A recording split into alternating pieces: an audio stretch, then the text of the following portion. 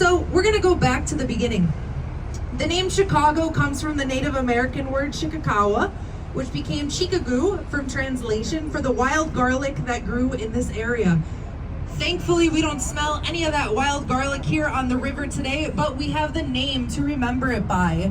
Luckily for us, settlers saw past that pungent smell and they realized the priceless potential that this location had. It was located on not one, but two major waterways right here on the Chicago River and on Lake Michigan, which is behind us, and you'll see a little bit later the showrooms.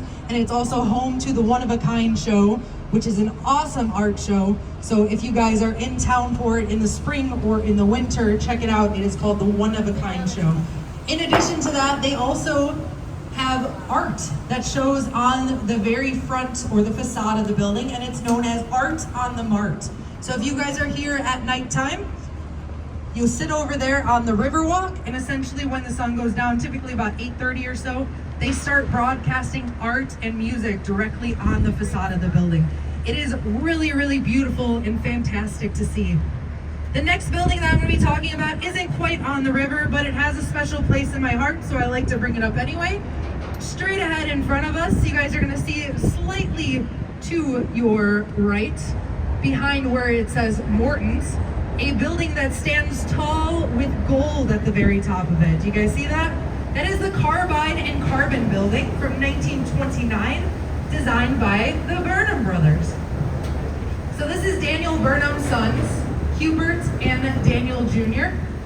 And this is designed during 1929, so Art Deco again. We have setbacks on the building that you find it hard to see from here, but to give you a few ideas, this building is so lavish that that's actually real gold at the very top of it, 1/5000th of an inch thick.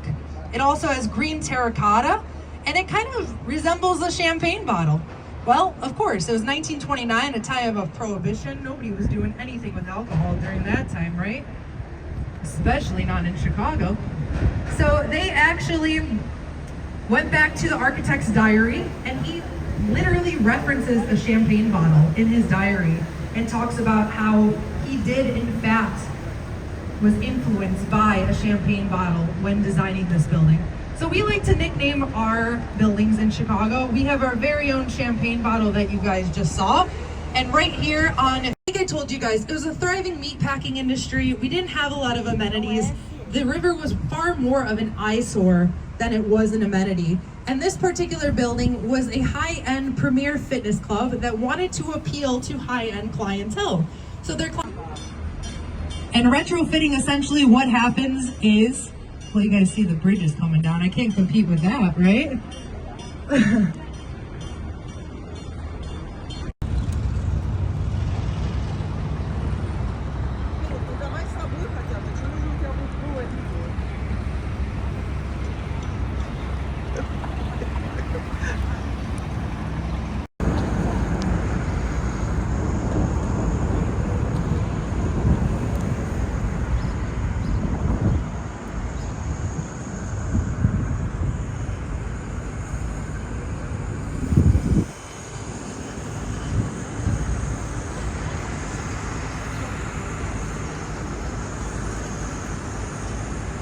On the prairie.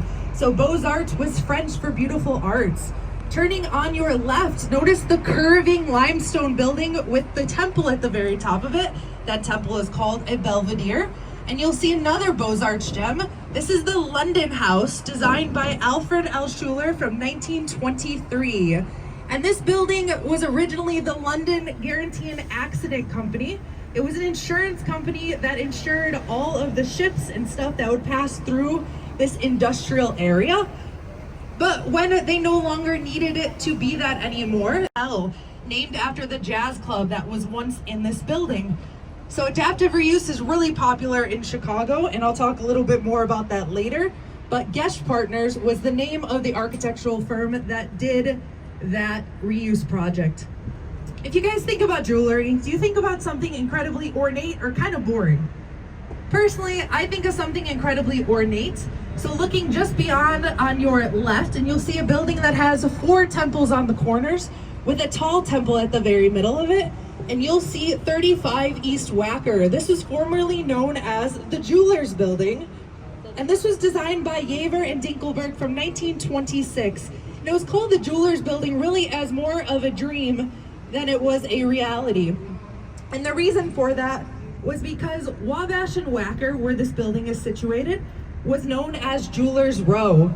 So Jewelers Row had a lot of different jewelers that had their offices on that street, and they wanted to appeal to jewelers to come into that building. So they included a revolutionary idea in there. They actually included an elevator for cars in this very building, which if you think about it, this is 1926. That is a revolutionary idea. Cars were not very, well, they weren't around very long yet. So we barely had even one car per household at that time. So having the car per, or the elevator for cars in, remember how I told you guys how mid-century modernist architects believed that less was more? Well, there was a group of architects that didn't like that idea. They didn't think that less was more. They thought less was a bore.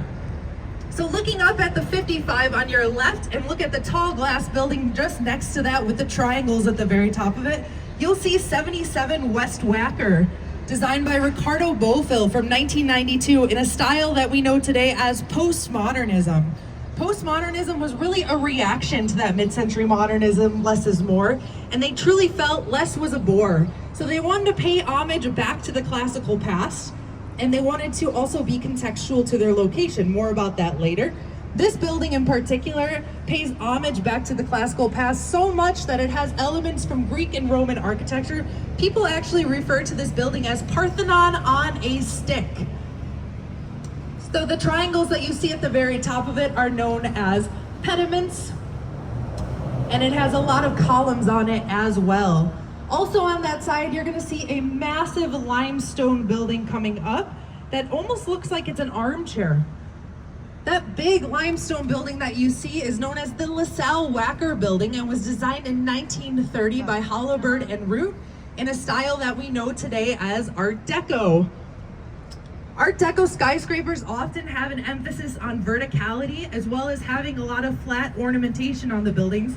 So that way when you look at those skyscrapers, your eye is immediately drawn upwards.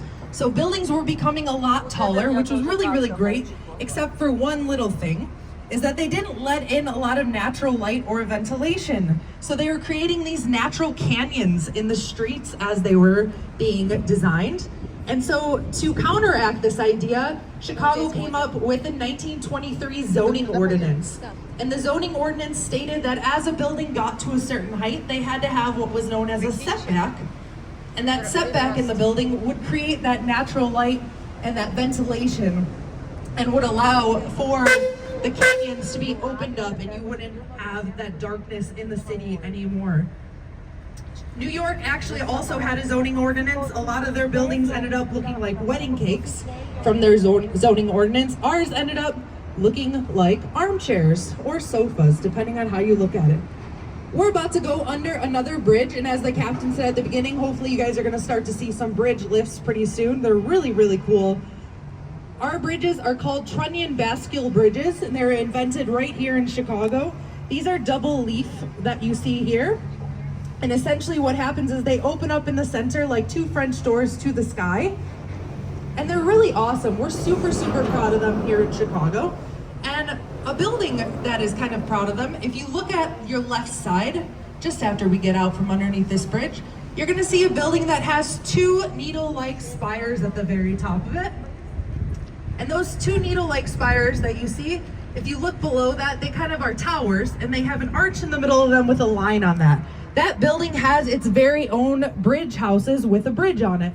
So this is 225 West Wacker, designed by architectural firm KPF in that style known as very loud. So when this building was designed, it was before they had sound deadening glass. So the developers of this building chose to put the mechanicals in the stone that you see on the bottom of this building. That's because it was an office building. So they essentially lifted up all of the office workers above that L, so that way they wouldn't be disrupted during the day by the sound. That's because it was designed around active railroad tracks. So they really had to get creative with the land here because it was a very narrow parcel of land. You're gonna see that quite a bit on this tour today. That red sculpture that you see in front of it is known as Constellation, designed by architect, engineer, and sculptor Santiago Calatrava. So we are turning to go up the north branch of the Chicago River. You guys see Wolf Point Complex right here that has some construction going on. I'll talk a bit more about that on the way back. And you see a lot of other really new buildings. It's really beautiful here with a lot of contemporary buildings. But I want to direct your eye towards the oldest building on this tour.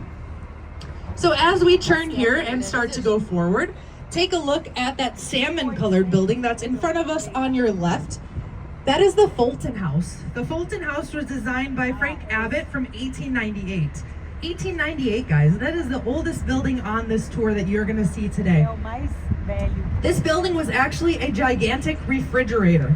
So Chicago, aside from being an industrial powerhouse, we were a thriving meatpacking industry as well.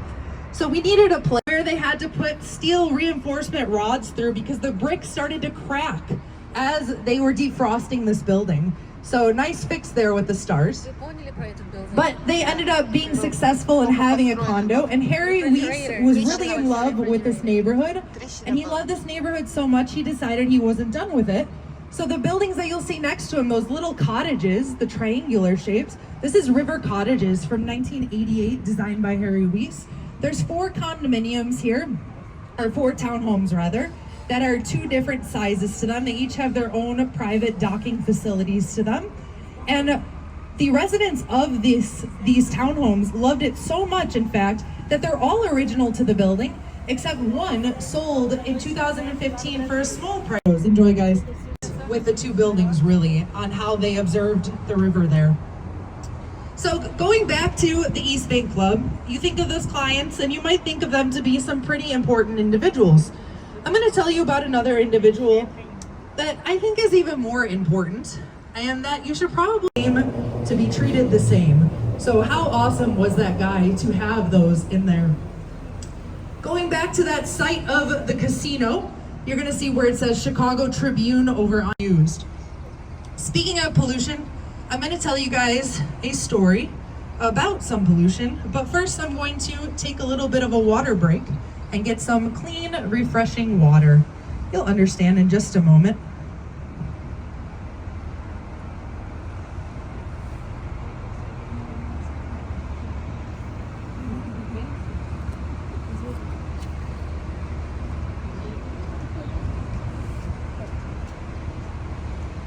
Acabou assim, né?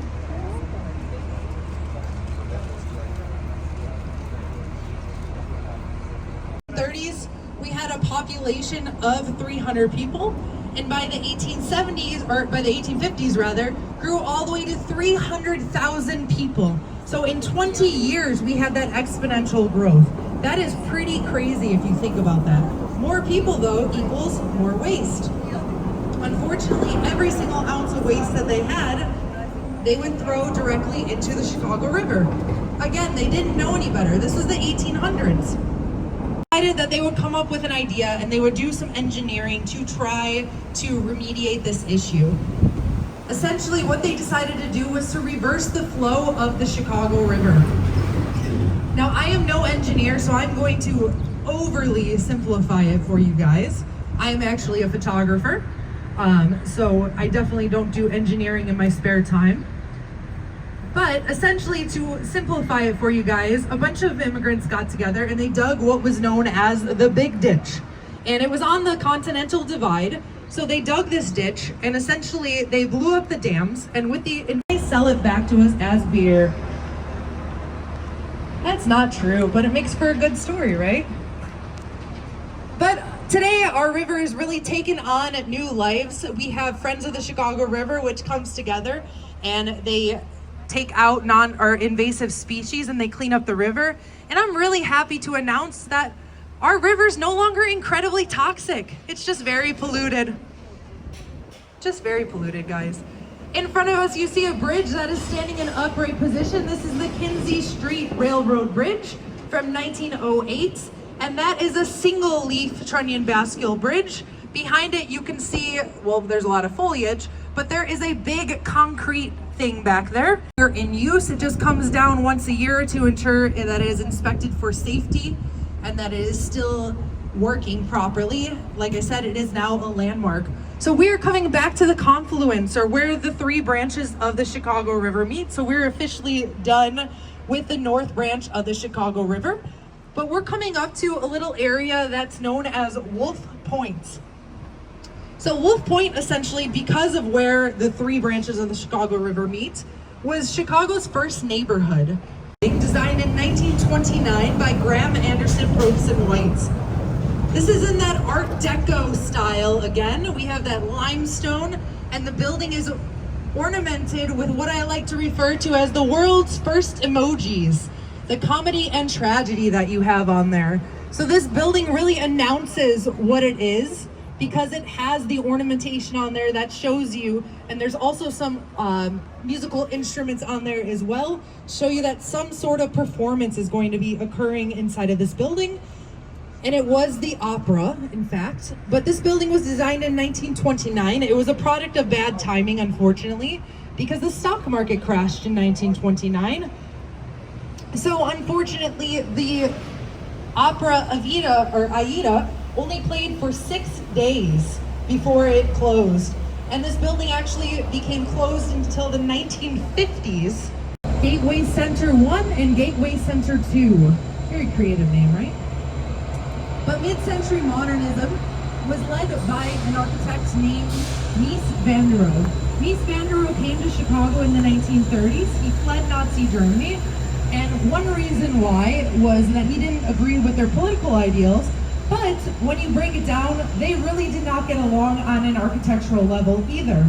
Mies van der Rohe was very modern. He was forward-thinking, whereas they believed in classical architecture, and they wanted that to be at the forefront of everything. Well, Mies van der Rohe brought mid-century modernism with him to Chicago, and he became the head of the School of Architecture at the Illinois Institute of Technology.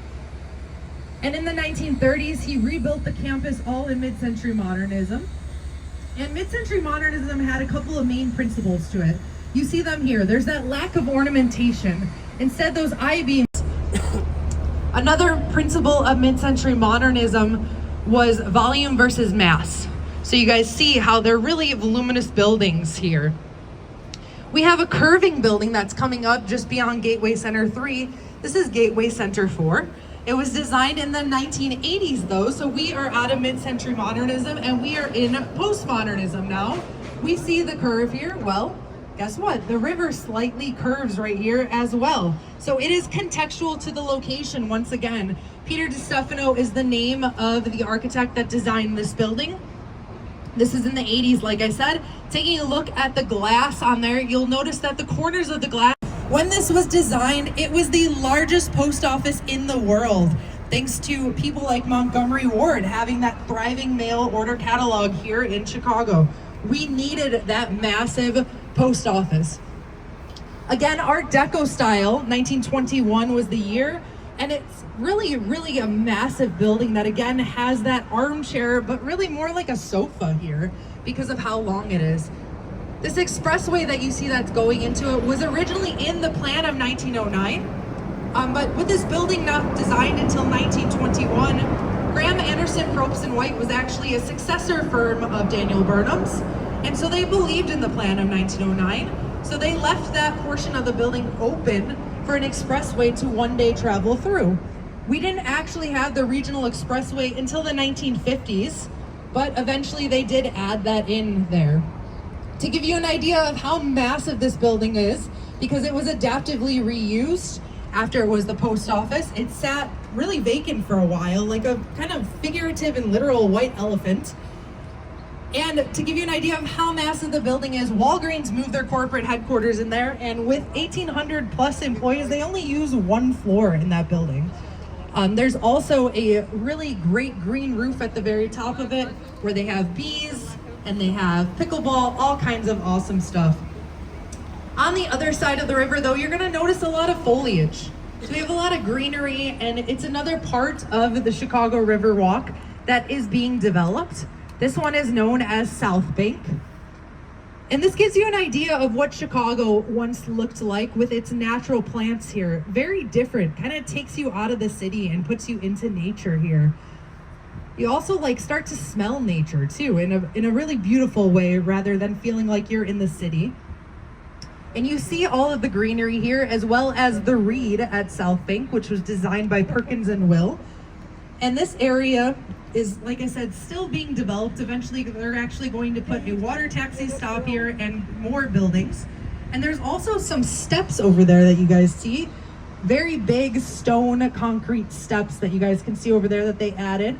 And those were actually found during the excavation of this site. They're original to the Grand Central Railroad Terminal that once was here. And they decided to utilize them here and leave them as kind of a seating arrangement. So that's kind of nice to see that they still found a way to utilize history there in a very interesting and non-conventional way. Looking on the other side of the river, you're not going to see a whole lot. See kind of a whole lot of nothing. It's kind of boring over here, minus all of the trees that you can see. But it's kind of filled with industry and shopping centers and all kinds of stuff. But it's actually a very pivotal part of Chicago history, and I'll talk about that in just a moment. But on the other side, you guys see a serpentine-shaped concrete building. And this building is known as River City from 1986 by Bertrand Goldberg. Believe it or not, this is a mid-century modernist building. Bertrand Goldberg was not only a friend of Mies van der Rohe, but he was a student of his as well. And this planned use development was intended to be far more buildings than just the one, but unfortunately it didn't come to be. And the idea of a planned use development is to live, work, play all in one area. You guys see the boats that are out front and the marina that's below it. Believe it or not, that marina is open 365 days a year. That is crazy if you think about it. So Chicago really started to rebuild after that fire, and with it came the birth of the skyscraper. So to give you so we didn't need just an architect anymore. We needed an engineer as well. Fazler Khan was the name of the engineer that came on board for this project. A little bit of a windy city.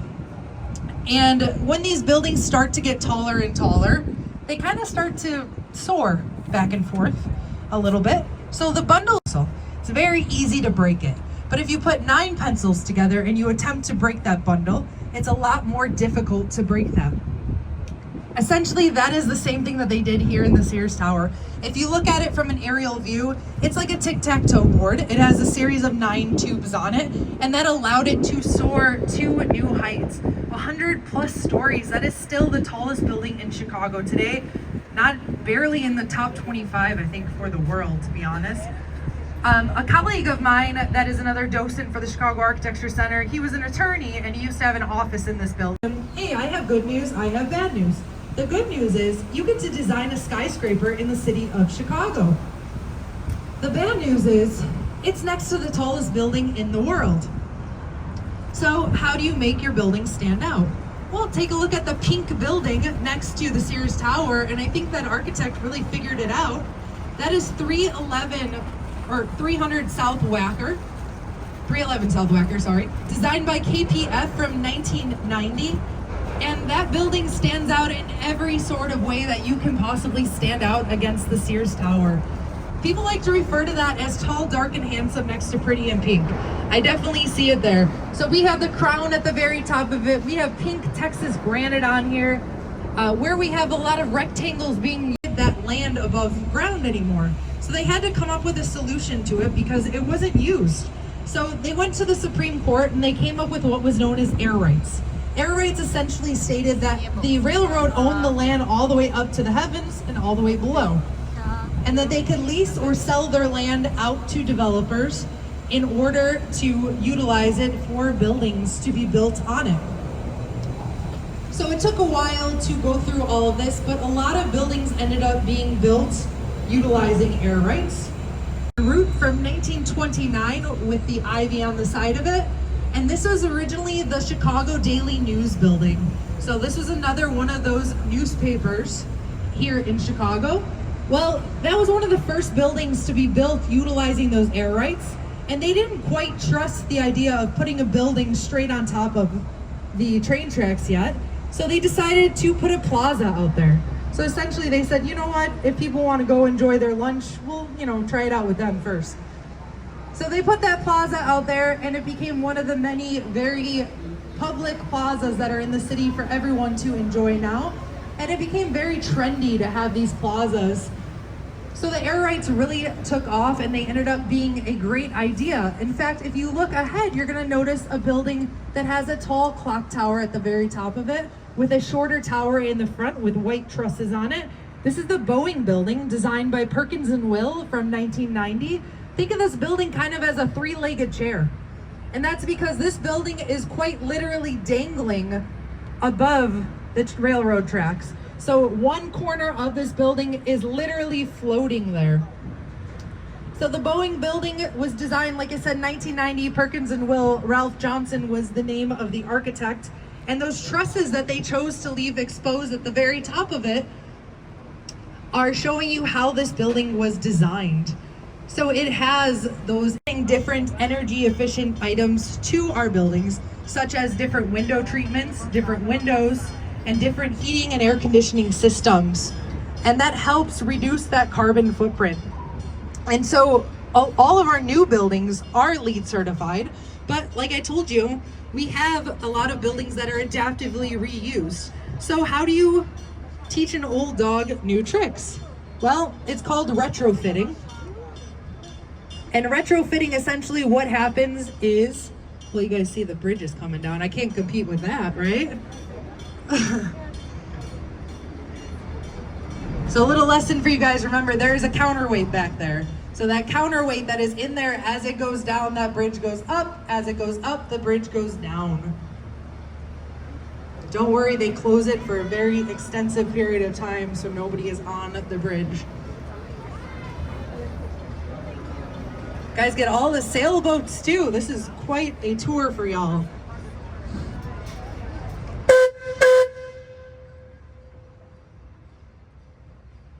So we are next to the Mart. Really, really interesting that live, work, play all in one area. So he's got a theater in there. They have a bowling alley, an office building, all kinds of stuff was in there because he wanted to have that live, work, and play all in one area. Next to it though, we have the quintessential mid-century modernist building, that undressed skeleton. That is the AMA Plaza, designed by the Office of Mies van der Rohe from 1971. This is the last project that Mies worked on. To give you an idea of how particular he was about his projects, he actually had his caregiver bring him in a wheelchair out to this site to see how the building was going. So I think he kind of cared. The next building, I always forget the name of it. There it is, Trump. That is the Trump International Hotel and Tower, designed by architectural firm Skidmore, Owings & Merrill from 2009. The name of the architect was Adrian Smith. Adrian Smith now has his own architectural firm known as Smith & Gill. One really awesome thing about Adrian Smith, aside from the fact that he's from Illinois, is that he actually designed the tallest. It also has little setbacks on it, and they pay homage to the buildings around it. So once we go out towards the lake a little bit, you guys are going to be able to see, and I'll point out exactly where those setbacks are, so you can see how it really gives a nod to its neighbors. We're coming back to where we kind of began here, and you see a different view of the Wrigley building over here with its beautiful clock tower and its two towers on it.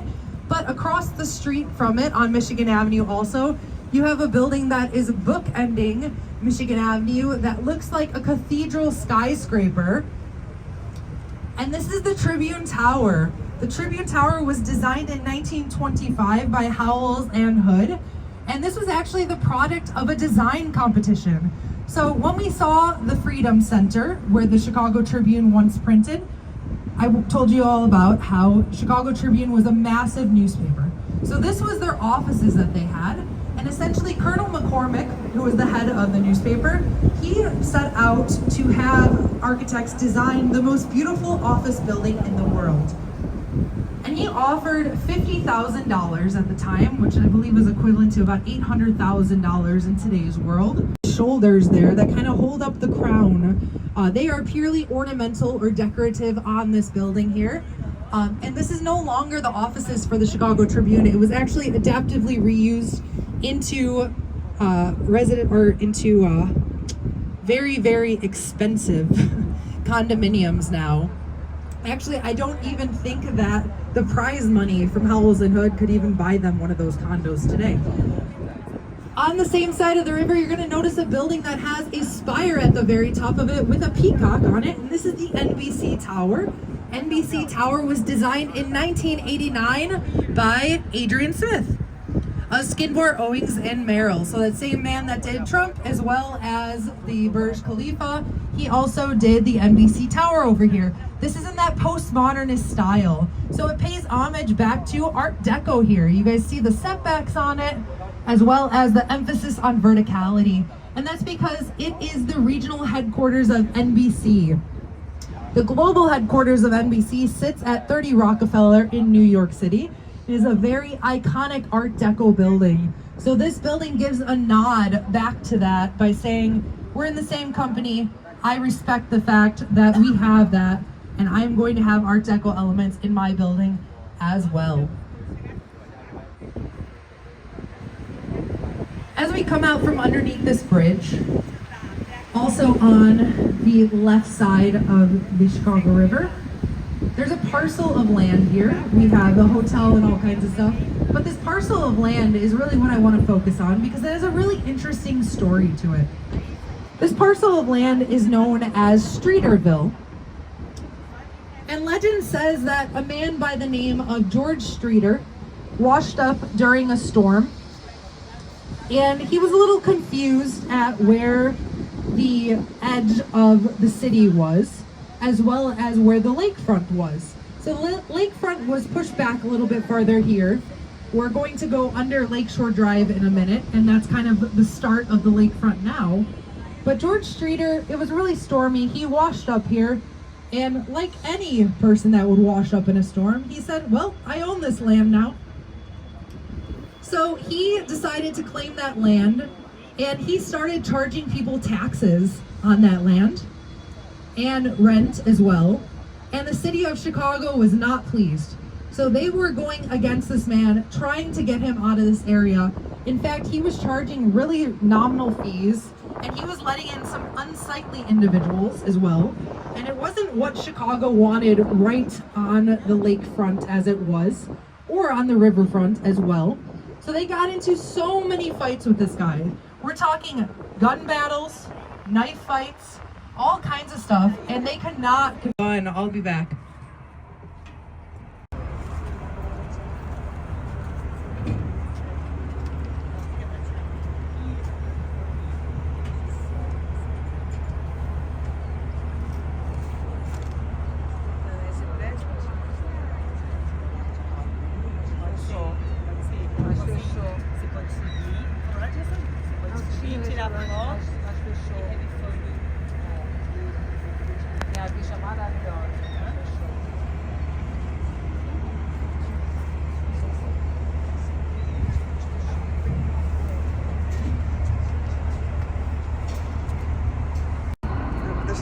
So you see here that the roof line looks like it lines up with the AMA Plaza.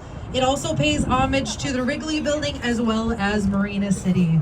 But the real showstopper is that tall, beautiful blue building that looks like 3 steps to the sky.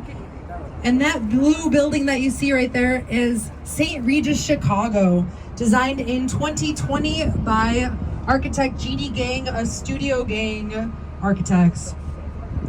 This is the tallest building in the world by a female architect. Jeannie Gang does not want to be known as just a female architect, though. She just wants to be known as an architect, but I still have to say it because I love that fact. Taking a look at this building, though, it is magnificent, and you're not going to believe me, but there's actually not a single curve in this building. That is an optical illusion that you see there, and that's because it goes up very methodically. Each floor has about 5 inches coming out of it to allow it to come out like that and make it look like it is curved. Also, to break it down, if you think about a pyramid with the top cut off of it, or if you think about a popcorn box at a movie theater and how it looks and has the top, you take one of those, then flip it upside down. This is one of my favorite neighborhoods in Chicago, and it really is the epitome of that live, work, and play all in one area, because it has a school in it, the GEMS Academy. They have a fire department, they have stores, they have all kinds of stuff inside of there. Another building that is utilized in there is this wavy building with the wavy balconies on it that is behind that triangular shaped building, and that is Aqua. Aqua, designed in 2009 by Studio Gang Architects, also designed by Jeannie Gang. It was the tallest building in the world by a female architect when it was designed, but she outdid herself. She incorporated a lot of stuff in there, but the main thing that she incorporated that was really cool is an element known as fritted glass. So fritted glass essentially is non-reflective, and the bottom line here is that buildings are very hard on the birds. We don't think about our avian friends. Well, she incorporated that fritted glass that the birds are able to see, and it essentially deters their flight, and they are able to get away from that building safely. All right, guys, we are coming back to where we began, but what I want you guys to first do is give the captain and the crew a round of applause. You guys are gonna be so inspired that after this tour, you're gonna go to, a shelter, adopt a dog, name them Pelly, Girl can dream, right? Anyway, though, a couple of things, guys. So a reminder, I am a volunteer, which means that I do not get paid. I also do not accept tips. But one thing that I would really, really, really appreciate, it warms my heart, is if you guys could leave me a review on TripAdvisor. Those little brochures that I passed out, on the back of it, there's a QR code. If you guys scan that, you're able to leave a review. If you enjoyed this cruise, my name is Kelly. If you did not enjoy this cruise, I was never here. I've never even been to Chicago. Who are you? Your ticket gets you a discount into the Chicago.